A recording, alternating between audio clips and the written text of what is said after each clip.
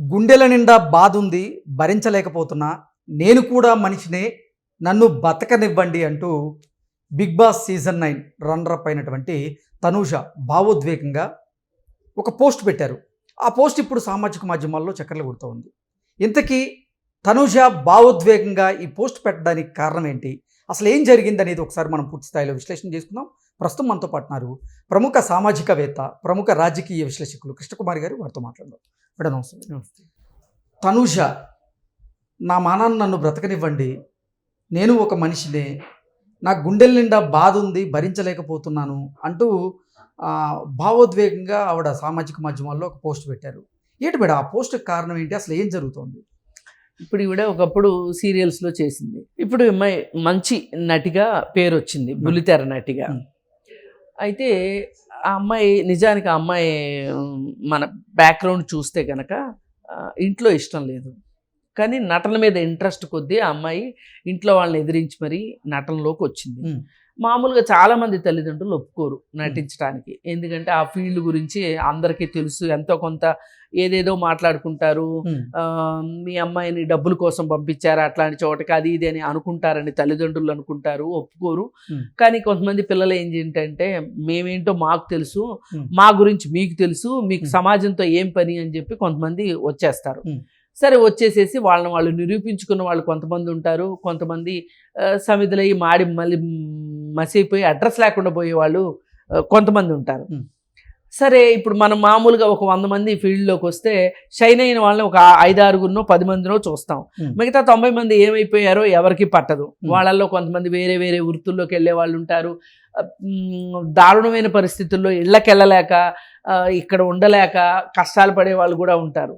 సరే, ఇన్ని కష్టాల మధ్యలో ఇంట్లో వాళ్ళ తోడ్పాటు కూడా లేకోకుండా, వాళ్ళ సహాయం లేకోకుండా ఈ అమ్మాయి తాను నిలబెట్టుకొని ఇండస్ట్రీలో తనకంటూ ఒక పేరు తెచ్చుకుంది, ఒక మంచి గుర్తింపు తెచ్చుకుంది, మంచి వ్యక్తిత్వం ఉన్న అమ్మాయి. అసలు ఈ అమ్మాయి ఎవరి జోలికి వెళ్ళదు, తొందరగా ఈ అమ్మాయిని కూడా ఎవరో ఏం మాట్లాడరు, ఏ మాటగా ఆ మాట. ఆ అమ్మాయి చాలా తామరాకు మీద నీటి బొట్టులాగా ఉంటుంది, అందరూ మాట్లాడుకుంటారు. సరే, అలా ఉన్న అమ్మాయి ఈ బిగ్ బాస్కి వెళ్ళింది. ఈ బిగ్ బాస్కి వెళ్ళడం వెనకమాల చాలా మందికి ఉన్న ఉద్దేశం ఏంటి అంటే, డబ్బులు వస్తాయని కొంతమంది, మంచి పేరు వస్తుందని కొంతమంది. ఎక్కువ మంది నోళ్లలో 5 ఎపిసోడ్లు ఉన్నారనుకోండి, పోనీ 5 వారాలు ఉన్నారనుకోండి, 5 వారాలు ఉంటే 5 వారాల్లో వీళ్ళ పేరు 10 సార్లు వినపడుతుంది, ప్రతి ఒక్కళ్ళ పేరు. లేదు, 10 వారాలు ఉన్నారనుకోండి, 10 వారాలు వినిపిస్తుంది. అయితే వీళ్ళ మధ్యలో ఏంటంటే వీళ్ళే గెలవబోతున్నారు అని చెప్పి వీళ్ళ మీద కాస్త వాళ్ళకే ఆశలు కల్పించేటట్లుగా అక్కడ వ్యవహారం నడుస్తూ ఉంటుంది. ఈ వెళ్ళిన వాళ్ళందరూ ఏమనుకుంటుంటారంటే, ఎవరికి వాళ్ళు మనమే విజేతలం అనుకుంటారు. ఇప్పుడు లాటరీ టికెట్ కొనుక్కున్న ప్రతి వాళ్ళకి ఏమనిపిస్తుంది, నాకే లాటరీ తగులుతుంది అనుకునే కొనుక్కుంటారు కదా, ఎవరైనా ఆశ అయితే ఉంటుంది కదా. అట్లాగే బిగ్ బాస్లోకి వెళ్ళిన వాళ్ళకి నేనే రన్నరప్ని, నేనే విన్నర్ని అని అనుకుంటూ వెళ్తారు లోపలికి. వెళ్ళిన తర్వాత కొంతమంది ఏంటంటే అక్కడ ఉండలేక, కొంతమంది అక్కడ ఉండే దరిద్రాలకి తట్టుకోలేక, కొంతమంది అలాగే టాస్కులు పేరుతోటి పిచ్చి పిచ్చి వ్యవహారాలు చేయిస్తున్న వాటిని తట్టుకోలేక కొంతమంది ఇలా ఫోన్ లేకుండా, ఇంట్లో వాళ్ళతో కనెక్షన్ లేకపోకుండా, ఆ గుడుగుడు గుంజమని ఆ 15 మందితోనే మెలగాల్సిన పరిస్థితిని తట్టుకోలేక కొంతమంది ఎలిమినేట్ అయిపోతూ ఉంటారు. సరే, ఎలిమినేట్ అయిపోయిన తర్వాత బయటకు వచ్చిన తర్వాత ఇంటర్వ్యూలు కావచ్చు, ఏదేదో నడుస్తూ ఉంటుంది. అదొక, నేను మామూలుగా అసలు బిగ్ బాస్ గురించి పెద్దగా మాట్లాడడానికి ఇష్టపడని వ్యక్తిని నేను. కానీ ఒకవేళ అంటూ మాట్లాడితే దాని మీద 4 రాళ్ళు వేయడానికే, విమర్శించడానికే దానిలో అనుకుంటా. కానీ ఇప్పుడు ఈ ప్రత్యేక సందర్భంలో ఈ అమ్మాయి గురించి ఎందుకు మాట్లాడుకోవాల్సి వస్తుందంటే, బిగ్ బాస్లోకి వెళ్ళిన పాపానికో పుణ్యానికో ఈ అమ్మాయి ఏ మాటకా మాట తన ప్రతిభతోటి, తన అమాయకమైన లుక్స్ తోటి, ఏదేమైనా అమ్మాయి చాలా అమాయకమైన ఒక ముగ్ధ మనోహరంగా ఉంటుంది. అసలు అమ్మాయి వచ్చింది కూడా ముద్దమందారం అనే సీరియల్లోనే వచ్చింది ఫస్ట్. వచ్చి నిజంగా చాలా చాలా చాలా అప్పట్లో నేను ఆ సీరియల్ కొన్నాళ్ళు చూశాను. ఆ తర్వాత సీరియల్స్ మానేశాను. కానీ అందుకే నేను అమ్మాయి గురించి నేను కూడా కొంచెం కనెక్ట్ అయిన ఫీలింగ్ వస్తుంది నాకు. అయితే అలా ముగ్ధ మనోహరంగా మంచిగా ఉండే అమ్మాయి ఇవాళ బిగ్ బాస్లో కూడా రన్నరప్ లాగా వచ్చేంత పరిస్థితి వచ్చింది అంటే తను బాగా విత్ స్టాండ్ అయ్యి నిలబడింది అక్కడ. నిలబడి టాస్కుల్లో కానీ వీటిల్లో అయినా కానీ ఎవరి జోలికి వెళ్ళకపోవటం కానీ, అనవసరమైన రచ్చ చేసుకోవటం కానీ, వేరే వాళ్ళకి రచ్చ చేసుకోవడానికి అవకాశం ఇవ్వకుండా చాలా నీట్గా ఉందని చెప్పి ఆ అమ్మాయి గురించి సోషల్ మీడియాలో వచ్చిన వార్తలు ఇప్పటిదాకా. కానీ ఇప్పుడు జరుగుతుంది ఏంటి, ఎవరైతే విన్నర్ ఉన్నాడో కళ్యాణ్ అని, అసలు కళ్యాణ్ అనే వాడు ఒకసారి ఒక అమ్మాయి స్నానం చేస్తుంటే ఆ కంతలోంచి చూసిన వ్యక్తిత్వం, అసలు నిజంగా వాడు విన్నర్ అవ్వకూడదు లెక్క ప్రకారం అయితే. ఆ కళ్యాణ్ అనేవాడు వాడు అందరినీ అవసరం ఉన్నా అవసరం లేకపోయినా చేతులేసి మాట్లాడటం, అందరి మధ్యలోకి వెళ్ళిపోయి దూరిపోయి మాట్లాడటం, ఆడపిల్లల్ని కాస్త ఇబ్బంది పెట్టిన చరిత్ర ఉంది ఆ బిగ్ బాస్లో. మరి ఇలాంటి వాడు ఎట్లా విన్నర్ అయ్యాడా అనేది మనకి డౌట్ వస్తుంది. సరే, ఏది ఏమైనా సరే విన్నర్ అయ్యాడు. ఈ సందర్భంలో ఏమవుతుందంటే సోషల్ మీడియాలో ఎవరైతే ఒక నలుగురు ఐదుగురికి ప్రతి సీజన్లోనూ ఈ సోషల్ మీడియాలో గ్రూపులు వచ్చేస్తున్నాయి. వాళ్ళ ఫాలోవర్స్ అనో లేకపోతే వాళ్ళంటే ఇష్టం అనో లేకపోతే ఏదో ఒకటి వాళ్ళు గెలవాలని కోరుకునే వాళ్ళు గ్రూపులుగా అయిపోతున్నారు.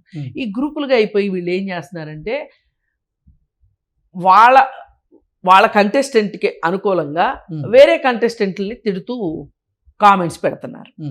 వాళ్ళు ఏం చేస్తున్నారు, వాళ్ళు ఉంటారు కదా, వాళ్ళు వాళ్ళ మీద పెట్టడం, ఇట్లా ఒక వార్ నడుస్తుంది. ఏది కామెంట్స్ వారు, సోషల్ మీడియాలో కామెంట్లు వారు నడుస్తుంది. అది ఎంత దూరం వెళ్ళింది అంటే ఒక రకంగా సీజన్ అయిపోయిన తర్వాత విన్నరు రన్నరు ఇవన్నీ అయిపోయిన తర్వాత ఇంక పట్టించుకోరు, ఇంక వదిలేశారు.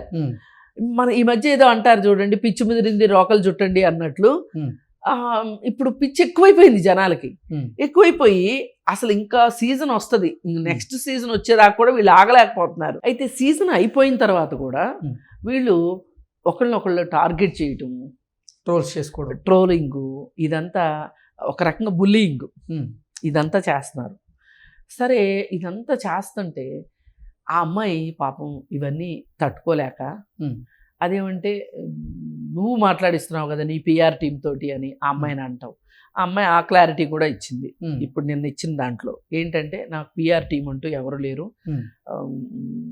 ఆ సోషల్ మీడియా అకౌంట్ని హ్యాండిల్ చేసే అతను ఒక్కతనే ఉన్నాడు, నేను అలాంటివి చెయ్యను, నేను ఏ బాధ అయితే పడుతున్నానో అది రెండో వాళ్ళు పడాలని నేను అనుకోవట్లేదు, దయచేసి నా మానాన్ని నన్ను బతకనివ్వండి అని చెప్పి ఆ అమ్మాయి చాలా ఆ అమ్మాయి మనసులో బాధని వేదనని అమ్మాయి ఓపెన్గా చెప్పింది.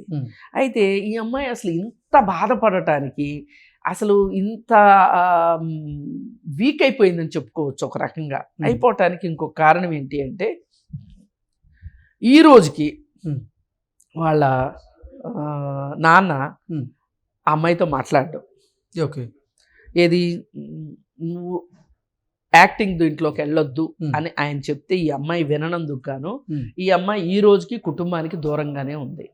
అయితే ఆ అమ్మాయి ఆశ ఏంటి అంటే నా నటన చూసు లేకపోతే నా మీద ప్రేమతోనూ నేను ఆయన కలవాలి అని నేను చాలా కోరుకుంటున్నాను అనే సంగతి ఆయనకు బాగా తెలుసు. అయినా కానీ ఆ మనిషి కరగట్లేదు, కరిగి నాతో మాట్లాడటానికి సిద్ధంగా అవ్వట్లేదు.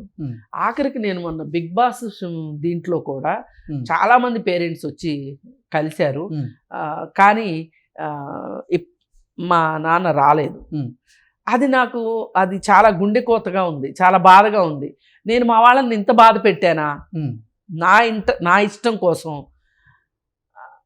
నన్ను ఇంకా క్షమించరా వాళ్ళ జీవితంలో అనే ఒక బాధలో అమ్మాయి ఉంది. ఆ బాధపడుతున్న టైంలో ఇది ఈ రకమైన అటాకింగు, నెగిటివ్ ట్రోలింగు, ఒక రకంగా బుల్లింగ్, ఇది సైబర్ బుల్లింగ్ అంటారు దీన్ని. ఇది చెయ్యడం ఎంతవరకు కరెక్టు అనేది ఆలోచించుకోవాల్సిన అవసరం ఉంది. ఇవాళ సోషల్ మీడియాలో ఈ సైబర్ బుల్లింగ్ గురించి ఒక్కొక్కళ్ళు 4-5, 5-5, 10 ఫేక్ ఐడీలు పెట్టుకొని ఇలా డైలాగ్ వార్ చేయటం, కామెంట్లు వారు చేసుకోవటం ఎంతవరకు కరెక్టు అంటే నాకు ఇక్కడ ఇంకోటి బాధ ఎందుకు అనిపిస్తుందంటే అసలు నిజంగా ఇంత ఖాళీగా ఉన్నారా జనాలు?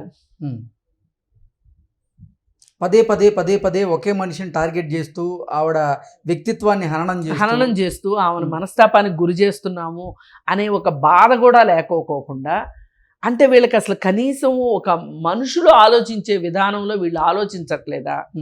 ఆ మనుషులకు ఉండే సహజ భావోద్వేగాలు ఏవైతే ఉంటాయో, అరే నా వల్ల ఒక మనిషి బాధపడకూడదు. ఇప్పుడు ఆమె నాకు డైరెక్ట్గా ఎప్పుడన్నా నన్ను ఏమన్నా చేసిందా? నన్ను ఏమైనా చేస్తే నేనేమన్నా అన్న అర్థం ఉంది.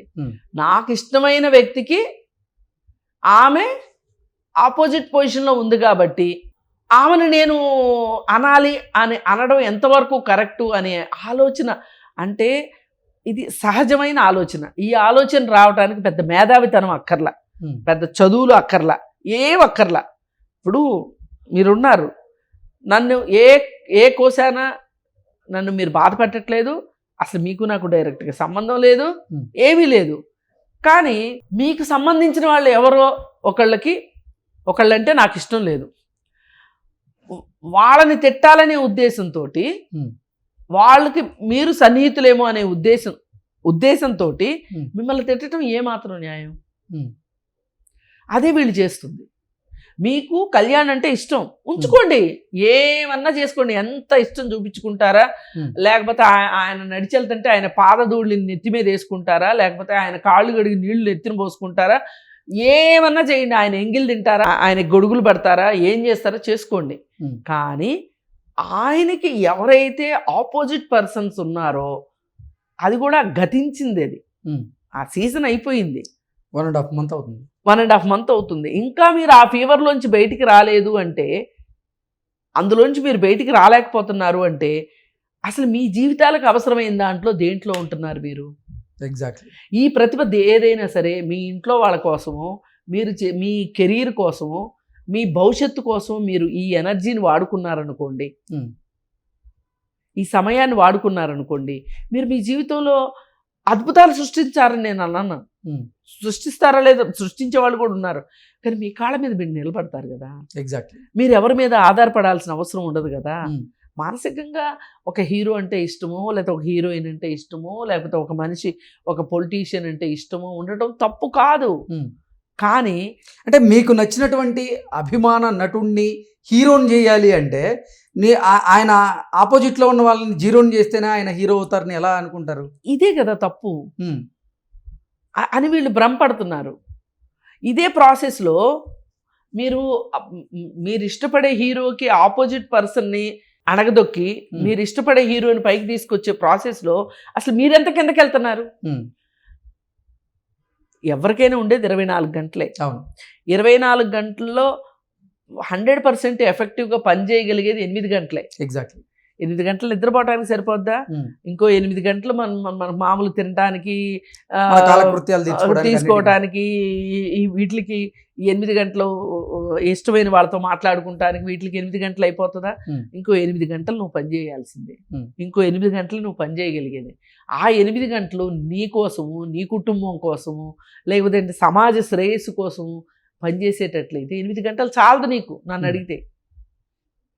అలాంటిది నువ్వు ఏమేమి మానేసుకుని నీ అభిమాన హీరో కోసం, నువ్వు అభిమానించే వ్యక్తి కోసం ఈ విధంగా ఇలాగ తయారయ్యావు అంటే ఏమనుకోవాలి? అసలు నాకు ఈ వెర్రి అభిమానులను చూస్తుంటే, వీళ్ళు సోషల్ మీడియా అభిమానులు కొంతమంది అయితే, సోషల్ మీడియా బయట కూడా కొంతమంది వెర్రి అభిమానులు చూస్తుంటే ఆశ్చర్యం వేస్తుంది. ఇప్పుడు 3 రోజుల క్రితం అపోలో హాస్పిటల్కి తన కూతుర్ని ఎత్తుకుని రామ్ చరణ్ వచ్చాడు. వస్తే ఆ మోగడం ఏంటి, ఆ మీద పడిపోవడం ఏంటి, ఆ జనాలేంటి, అసలు ఏంటి నాకు అర్థం కాదు.